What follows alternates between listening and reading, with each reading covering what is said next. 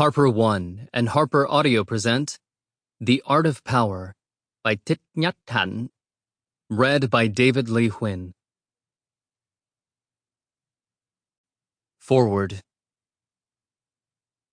In January 2001, I was privileged to accompany Thich Nhat Hanh and his longtime assistant, Sister Chan Kong, to the World Economic Conference held each year in Davos, Switzerland.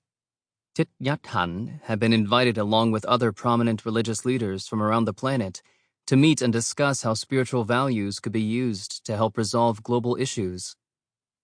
Before an estimated 30 heads of state, 200 of the world's richest men and women, and a few thousand of the most influential movers and shakers alive, Thich Nhat Hanh spoke with love, compassion, and total fearlessness.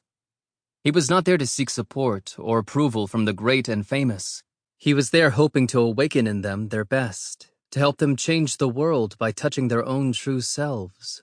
In a gathering dedicated to wealth, influence, and power in all its fabulous manifestations, he spoke in a soft and quiet voice.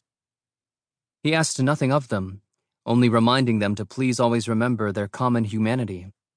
On its website, the World Economic Forum proudly displays the motto, "Committed to improving the state of the world."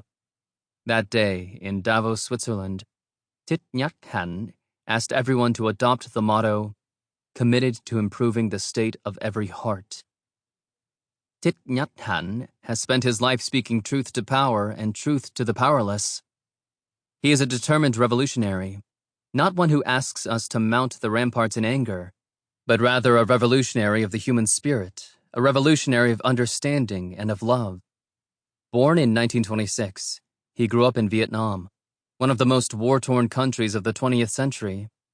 At age 16, he was ordained as a Buddhist monk. From the beginning, he was that rare person who could undertake multiple vocations and excel at all of them. Simultaneously, he was a Buddhist monk, scholar, poet, writer, reformer, and social activist. And he did all of this as a young man in a time and place of immeasurable turmoil and suffering. He lived through the invasion of his homeland by the Japanese in 1941, the return of the French at the end of the Second World War, the guerrilla war that followed and became what is known in Vietnam as the American War, and in the United States as the Vietnam War. As a reformer and activist, he helped found many groundbreaking institutions, including the An Quang Buddhist Institute, which became one of the foremost centers of Buddhist studies in South Vietnam, and the La Boi Press, which established itself as one of the country's most prestigious publishing houses. He was also a founder of the School of Youth for Social Service, called the Little Peace Corps by the American press. During the worst years of the war, he and his assistant, Sister Chan Kong, risked their lives along with thousands of other young people, including many Buddhist monks and nuns, by going into the countryside to establish schools and health clinics and to rebuild villages destroyed by the fighting. During this time, he was also editor-in-chief of the official publication of the Unified Buddhist Church and the author of numerous books of poetry, Buddhist psychology, and social commentary. In 1966, he traveled to the United States to call for peace. During this trip, he spoke to the American public to describe the aspirations and the agony of the voiceless masses of the Vietnamese people. He also met with many important figures in America, including Dr. Martin Luther King Jr., who nominated him for the 1967 Nobel Peace Prize.